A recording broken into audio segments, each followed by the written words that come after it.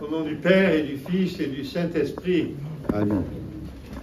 Chers frères et sœurs, aujourd'hui nous avons la joie de célébrer un baptême, le baptême d'un petit enfant innocent, et on dit néanmoins que ses péchés lui ont été enlevés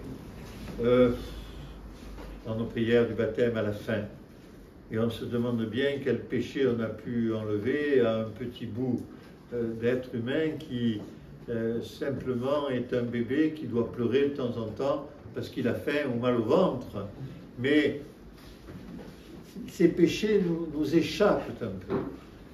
Et pourtant, il va recevoir l'Eucharistie et on va lui dire, et une seule fois dans sa vie, une seule fois pour notre vie à nous tous, soit pour le baptême, soit avant la communion qui suit une chrismation, c'est-à-dire une entrée dans la tradition orthodoxe venant d'une autre tradition, réformée, catholique ou autre, il t'est donné à toi le serviteur de Dieu, le corps très pur et le sang très précieux de notre Dieu et Sauveur Jésus-Christ pour la vie éternelle. Ce n'est pas ce que l'on va entendre habituellement. Si le prêtre disait toute la formule, généralement il l'a dit une fois pour toutes, pour tout le monde, et il se contente de dire le corps et le sang du Christ, ce qui est tout à fait conforme, rassurez-vous, mais sinon c'est un peu long. Mais la vraie formule par laquelle on reçoit l'Eucharistie quand on est orthodoxe, il t'est donné à toi, le serviteur de Dieu un tel, le corps très pur et le sang très précieux de notre Dieu et Sauveur Jésus-Christ, pour la rémission de tes péchés et la vie éternelle. Pour l'enfant, on va dire simplement pour la vie éternelle, et pas pour la rémission de tes péchés, parce qu'il est tout neuf. Il vient de rejoindre le Seigneur, il vient d'être greffé sur le Christ, comme le disent nos prières, et il est tout neuf. Et pourtant, l'idée de rémission des péchés est une idée qui est importante dans la tradition chrétienne, la tradition chrétienne catholique ou orthodoxe, pardonnez-moi, parce que dans d'autres traditions ça n'existe pas, cette idée de confession et de pardon des péchés selon ce que le Christ nous a enseigné à 2 reprises dans les évangiles, dont l'évangile d'aujourd'hui. Est-ce qu'il est plus facile de remettre les péchés ou de faire marcher quelqu'un qui est paralytique depuis toujours? Eh bien, si le Seigneur peut faire marcher le paralytique, il peut bien sûr remettre les péchés. Alors ce péché, c'est quoi dont nous parlons? Les frères et sœurs en Christ, même que ce ne soit pas la saison, entre guillemets, du grand repentir et de l'approfondissement en nous de notre foi, ce que nous faisons en particulier pour les carêmes et pour le grand carême, nous devons nous interroger sur notre état de pécheur. Oui, frères et sœurs, nous sommes pécheurs. Que nous le voulions ou non, que nous soyons grands pécheurs, petits pécheurs, moyens pécheurs, ou que nous ayons même parfois le sentiment, ça peut nous arriver, que nous ne péchons pas.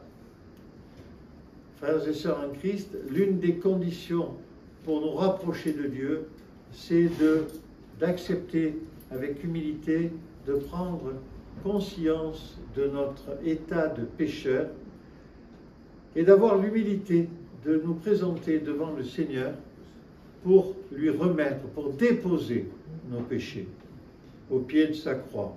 Et puis là, le prêtre, plus exactement la main du prêtre que le Seigneur va utiliser à ce moment-là, va lui permettre de donner l'absolution sur la tête du pénitent à travers l'épitrachyle qui représente la présence du Seigneur lui-même sur la tête de celui dont les péchés sont pardonnés. Et on va ainsi petit à petit essayer de nous éloigner de notre nature de pécheur. Vous savez que notre nature de pécheur, elle est inhérente à notre état. Le péché a été créé au moment de la sortie du paradis terrestre et de l'exil d'Adam, le moment où effectivement Adam et Ève ont voulu être dans la connaissance, ont voulu ne pas obéir finalement à celui qui leur donnait tout. Et c'est de cet état-là, de ce moment-là, que nous sommes devenus pécheurs. Nous entendons ce que nous disent certaines Écritures, on gagnera son pain à la lueur de son front, la femme enfantera dans la douleur, etc. Ça veut dire simplement que nous avons recouvré un état humain, et dans cet état humain, le fait que nous sommes par nature corruptibles, par nature corruptibles. Ce n'est pas nous qui portons le péché de nos aïeux, on a déjà bien assez à faire avec les nôtres, mais c'est bien le péché de nos aïeux qui nous a rendus corruptibles et qui fait que de temps en temps, nous devons essayer de trouver le courage et l'humilité de nous approcher de Dieu et de lui dire, Seigneur, pardonne-moi, j'ai péché contre toi et contre les hommes. Enfin, j'ai péché et je me repens de ce que j'ai fait et je te demande de m'aider à ne pas retomber dans le péché. Est-ce que vous avez déjà eu conscience de la façon dont c'est contrariant quand on a le sentiment d'avoir péché? Le moment où on s'est trompé de route, le moment où on a, involontairement, pas toujours en conscience, peut-être parfois un peu en conscience, mais la plupart du temps par inconscience, nous tournons le dos à Dieu en faisant preuve de manque de charité pour nos frères, d'orgueil, de tout ce qui dépend de notre ego, la jalousie, le désir de puissance et tout ce que l'on veut. Et nous nous rendons compte qu'en faisant cela, nous nous éloignons de Dieu. En tout état de cause, nous lui tournons le dos. Mais nous nous en rendons compte.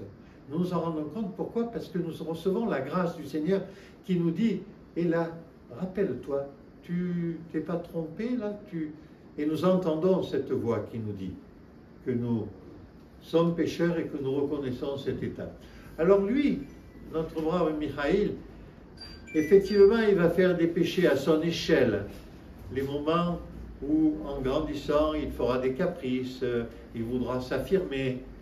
Mais nous avons une grâce, parce que nous sommes adultes ou suffisamment grands, pour nous rendre compte, la plupart du temps, si nous acceptons de nous regarder avec une certaine objectivité et un peu comme une froideur extérieure, si nous acceptons de nous reconnaître comme pécheurs. Et entendez bien cet évangile d'aujourd'hui qui parle de cela, alors bien sûr de la grandeur du Seigneur, qui fait marcher ce paralytique et lui fait même prendre son grabat, mais celui qui nous pardonne nos péchés, celui qui en réalité fait de nous des êtres nouveaux, à une seule condition, que nous lui donnions un peu de notre cœur et que nous montrions un peu notre humilité. Frères et sœurs en Christ, le mystère de ce baptême, c'est le cadeau qui vient d'être fait à Michaïl de se reconnaître comme chrétien et en grandissant, avec l'aide de ses parents, de ses parrains, marraines, de comprendre quelle est cette mécanique terrible qui est liée à notre nature humaine, comment on entre tellement facilement dans le péché, mais aussi comment on peut en sortir par la grâce du Seigneur.